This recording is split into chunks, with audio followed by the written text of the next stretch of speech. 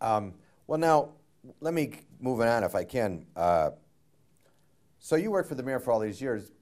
What would you describe as his greatest strength? Richard J. Daley. I think his greatest strength was that he could separate the wheat from the chaff immediately and get to the point and on things that he probably didn't know anything. But like when I was doing this, the community, anything, but anyway, a special part of the auditor's report, he knew enough about it to say that's enough, Clark. And he understood it. He understood because he threw it back at me a couple of times, you know. And for a person, as far as I know, that never had a course in accounting anywhere in his life, he picked it up just like this. I'm talking about this when early on in his career. Mm-hmm. And I actually admire that, you know. As I said, well, I know more about it than him. And yeah, but it took me 8 years to figure it out, you know. So, and what would you, for every strength there's a weakness, what would be his weakest point, in your opinion?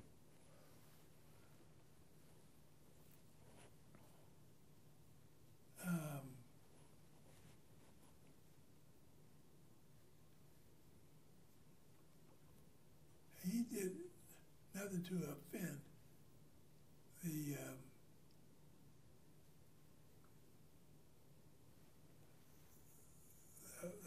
not just the white community, but he, in his mind, he broke the white community up into the lakefront, you know, yeah, rich liberals, but mostly the white ethnic folks. Mm-hmm. And he gave each one of them a job.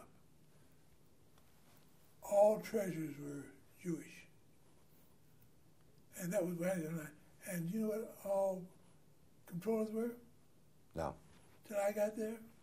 Germans. Germans. They were all Germans. He followed that. And that made no sense to me because he had some people in there that, you know,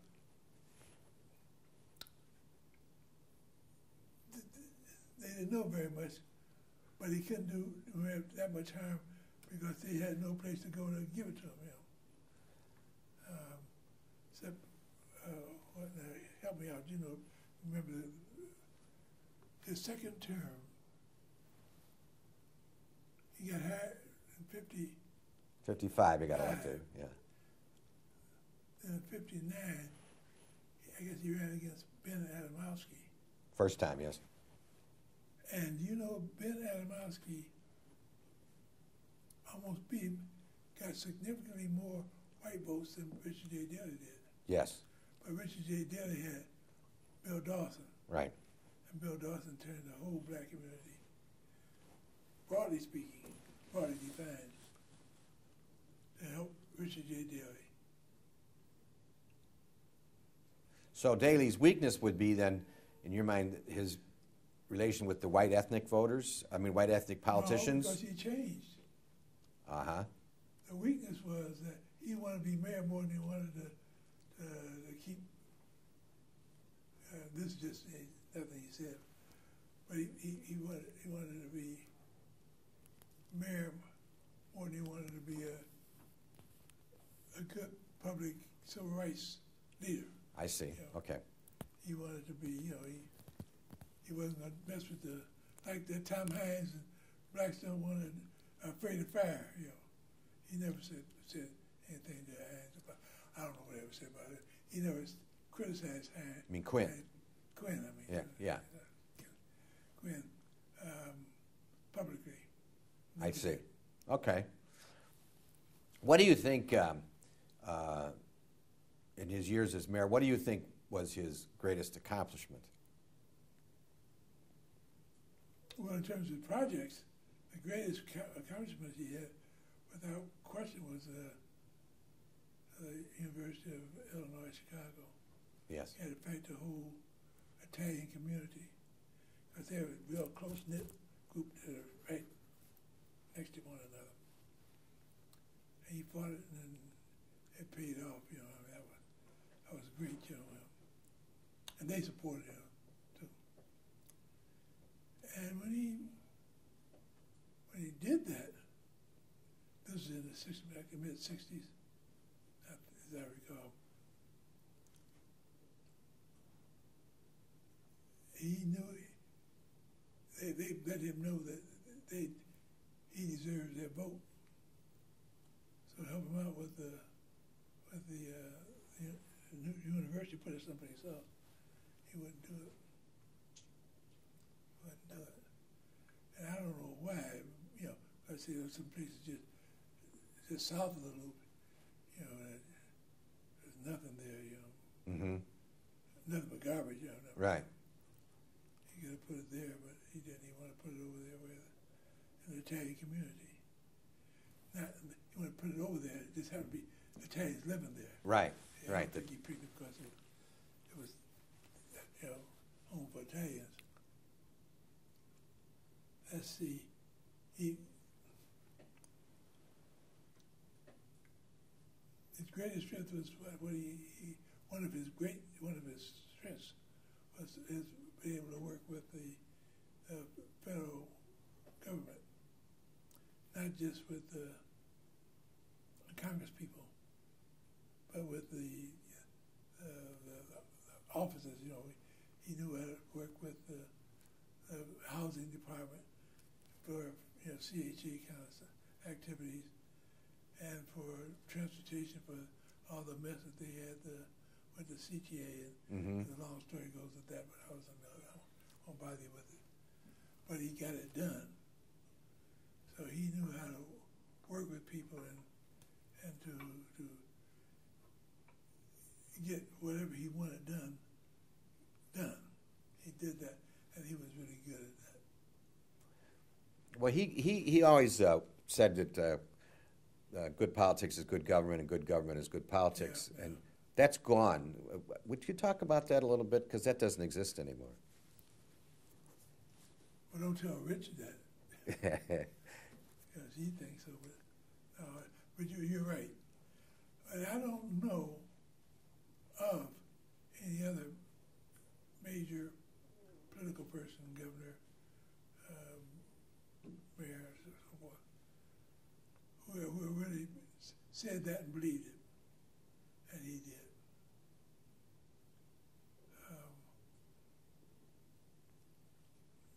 Examples.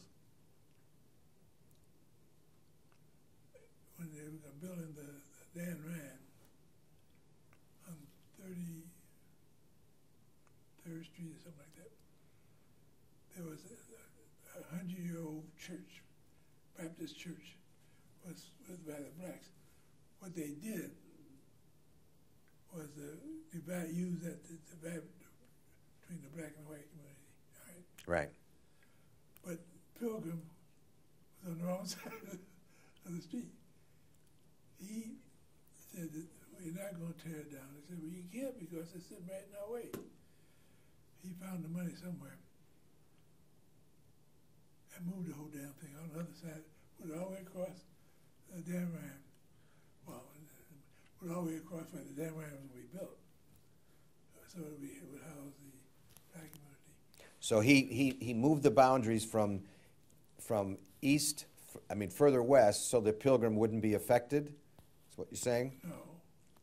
I mean, it wouldn't. He moved the church. Oh, he moved the church. He moved the church from you couldn't very well. You got the church sitting in the middle and do this. I mean, that cost millions and millions of dollars. It went down here like this. Here's a church. He just moved the church over here, picked it up and moved it. It's a huge church, you know. And he was that sensitive, you know, for the needs, you know, of folks. Yeah.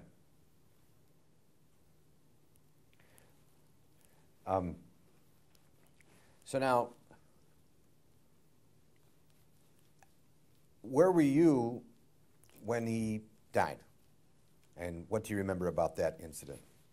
That, major change in Chicago. Well, I was the controller. Yeah. And, I mean, that day. oh, I don't know. I remember the day well. Have you talked to Tom Donovan? Yes, but not on the record yet. Okay. Well, one of the things that I did when they heard that the mayor was dead, we were all in the office, and, it spread like wildfire. So I went down to see Tom. Tom and I were and still are very close. I said, Tom, we got to do something here, Well, I don't know if you remember all of this.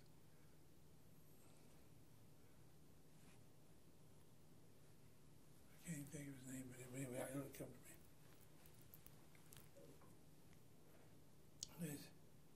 All the folks coming, what are we going to do? We're going to have a big funeral, we got to have this and that. He kicked them all out. So what you guys, Clark, let's get together. What we got to do is form a government. With the mayor's, long live the mayor is dead. And we did. And that's how we got all the members, Dodiak and shit, what's the guy's name who was here? Bogolovich's father-in-law? Oh, Richard Mell. Mel, they all stand up on top of the desk, Right. Screaming and all that silly stuff. Well, I was back there with what they sent me on the cell phone name, 10th Ward. That's for Doliak, was 10th Ward. Dodiak was one that's egging them on, Yeah. And the guy who wanted to be mayor, and I thought he was entitled to it, was Burke. Right. And I said, look, 11th Ward, the city is broken up. If I get too much too detailed, just tell me. You got, I gotta learn these names. You got the Shanty Irish and the Lace Curtain Irish. Right. Shanty Irish, South Side, Shanty Curtain, North Side. And they wanted to get their guy in the Shanty Curtain. I mean the Lace Curtain. Lace Curtain. And King would have been the man something. He was over. Yeah. Oh no, but he was. You can't get elected when you're in jail, I guess. Right. And he was been the leader of the North Side for ever, I guess. Even before Daley was mayor. And I said, we got to fill an office, So you got this division, you got the Ed Kelly in the North Side and Keene. Keene and Kelly. Yeah. And then Kelly was just more a strong man in his ward. Right. Keene was half the city, Okay. Yeah. And we used to joke about it. Says Keene is so far ahead of any of the other ward committeemen that he ought to be deputy mayor. And Tom said, yeah, but he's not close enough to be mayor. He's closer to his people than he is to the mayor. Because he's here. Right. And here's all the north side is here. But here's Daley up here. Right. So he was number 2. And there was nobody close to him. But he was no closer to Daley, I found that out. Because I said, I got to be very close to Keene. He was a good guy, and trying to get my work through.